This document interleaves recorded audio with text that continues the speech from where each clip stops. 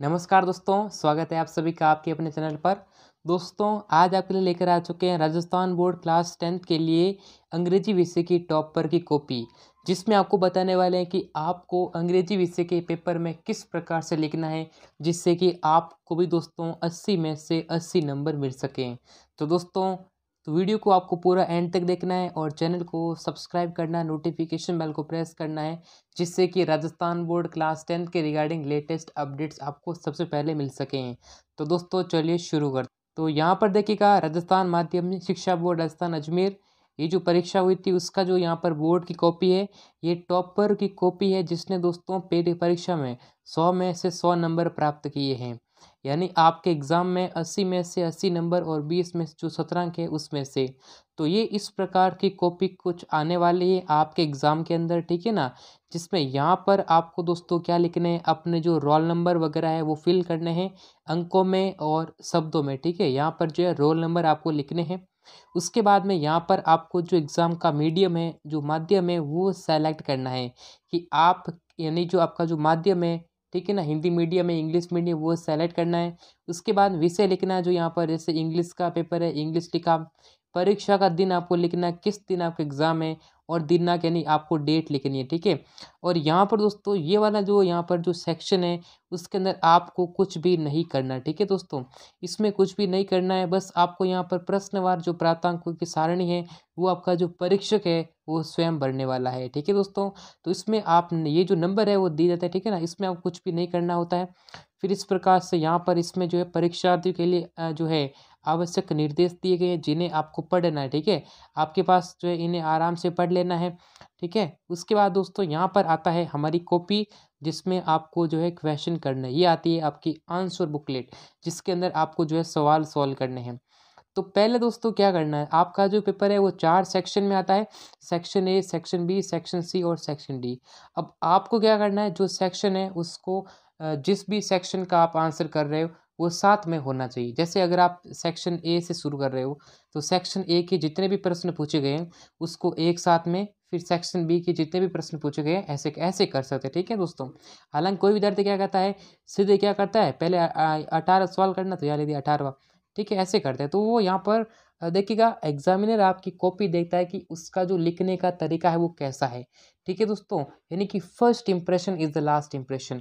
तो आपको दोस्तों पहले से ही ऐसा लिखना है, उस पर एग्जामिनर पर अपना जो है प्रभाव डालना है, जिससे कि वो आपकी जो है पूरे में से पूरे नंबर आपको दे सके। तो इस विद्यार्थी ने क्या किया है, जो भी आप सेक्शन कर रहे हैं उसमें ऊपर लिखा सेक्शन ए, ठीक है। ये इसने सेक्शन ए लिखा, फिर यहाँ पर डाला क्वेश्चन नंबर 1। क्वेश्चन नंबर 1 डालने के बाद में ये पहला क्वेश्चन था, उसके बाद यहाँ ए लिखा। अब ऑप्शन वाले क्वेश्चन पूछे गए थे तो ऑप्शन लिखा, उसके बाद ऑप्शन ए लिखने के बाद में मौर्य एम्पायर लिखा, ठीक है ना। ऑप्शन बी के बाद 12, ऑप्शन 3 के बाद बोथ ए एंड डी। तो इस प्रकार से उन्होंने सॉल्व किए। अब यहाँ देखो ये 6 नंबर इनको मिले हैं, ठीक है। यानी इस प्रकार से इन्होंने सॉल्व किया। फिर ये जो क्वेश्चन थे इनका यहाँ पर जो अच्छे से इन्होंने डिस्क्राइब किया, अच्छी सी हैंड राइटिंग, यानी दोस्तों साफ सुथरा इन्होंने लिखा। क्या लिखा दोस्तों, नीट एंड क्लीन, ठीक है दोस्तों। इन्होंने क्या लिखा, नीट एंड क्लीन इन्होंने लिखा। तो इस चीज़ का भी आपको ध्यान रखना है, आपको बिल्कुल दोस्तों नीट लिखना है, ठीक है, आपको साफ लिखना है।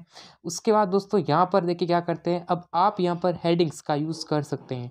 अब इन्होंने यहाँ पर देखिए, कोई कोई विद्यार्थी जो है ना ब्लैक पेन यूज़ करते हैं। कोई विद्यार्थी कहते हैं कि सर हम ब्लैक पेन यूज़ कर सकते हैं। जी हाँ, yes you can use black pen.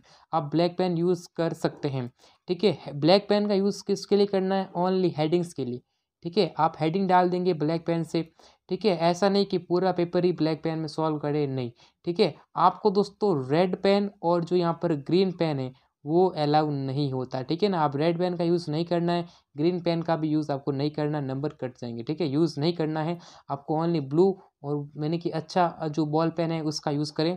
उसके बाद ये जो है ना, ये यहाँ पर इन्होंने लिखा है, ठीक है। फिर इन्होंने जो भी देखिएगा, इन्होंने क्वेश्चंस के बीच में एक जो है जगह भी छोड़ी है, जो कि बहुत ही बढ़िया है, ठीक है। अब कोई कोई क्या करते हैं, बेले बेले पास पास में लिखते हैं, तो ये थोड़ा सा सही रहता नहीं है, ठीक है। फिर इन्होंने देखिएगा यहाँ पर जो है अनडिस्टिंगाइज्ड ये लिखा है, सारे क्वेश्चन को इन्होंने सॉल्व किया है।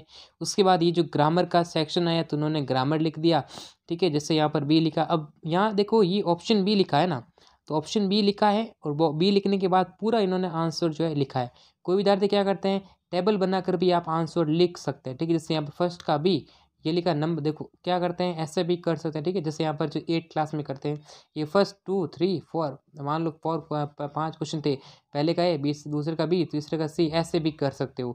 लेकिन ये इन्होंने ऐसा किया जो कि बेस्ट तरीका है, क्योंकि इसके अंदर हम आंसर को शो कर सकते हैं, ठीक है। तो इस प्रकार से आप करेंगे तो डेफिनेटली अच्छे खासे मार्क्स आपको मिलेंगे। उसके बाद ये देखिए, ये विद्यार्थी कहते हैं कि मिस्टेक। अब पहली बात तो विद्यार्थी कहते हैं कि मेरी हैंड राइटिंग अच्छी नहीं है, मेरी जो यहाँ पर जो लिखावट है वो सुंदर नहीं है। तो दोस्तों लिखावट मायने नहीं रखती, मायने ये रखती है कि आप उस एग्ज़ाम को कितने अच्छे से लिखते हो। बस आपकी लिखावट ऐसी होनी चाहिए जिससे कि जो यहाँ पर जो कॉपी चेक करने वाला है उसको साफ सुथरा दिखे, उससे समझ में आ सके कि जो क्या लिखा है। अब कोई विद्यार्थी ऐसे लिखते हैं जिससे उनको खुद को अगर पूछ लो ना कि क्या लिखा है, तो उनको खुद को ही पता नहीं रहता क्या लिखा। इसलिए आपको लिखना अच्छे से है, ठीक है, लिखावट बढ़िया रखनी है।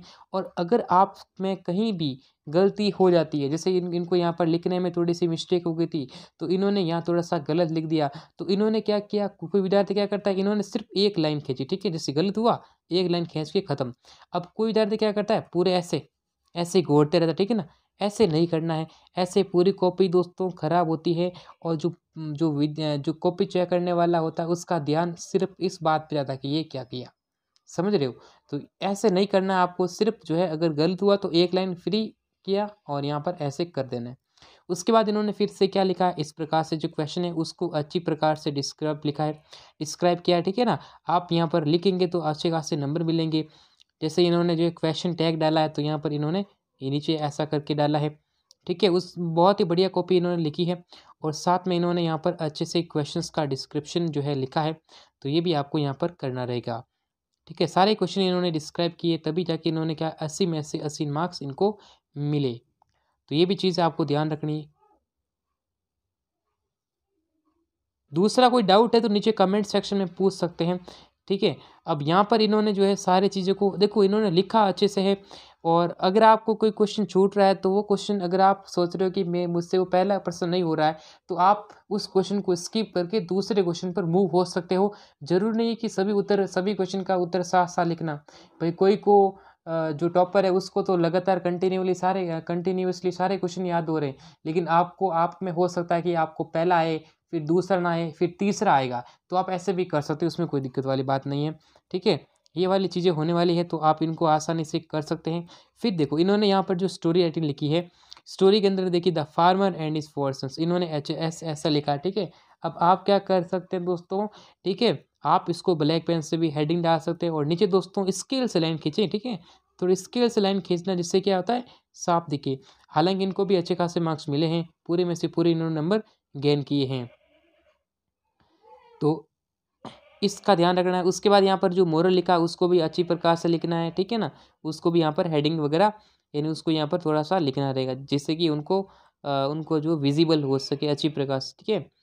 फिर यहाँ पर इन्होंने लिखा है, फिर देखिए इन्होंने जो नरेशन वाला पार्ट को भी अच्छी प्रकार से किया है। ये क्वेश्चन 1 डाला, फिर क्वेश्चन नंबर 2 डाला, ऐसे करके सॉल्व किया इन्होंने। फिर इन्होंने यहाँ पर जो है ये ये जो लिखा है, ये जो ईमेल राइटिंग है, इसको भी अच्छी प्रकार से इन्होंने डिस्क्राइब किया है, ये भी आपको ध्यान रखना है।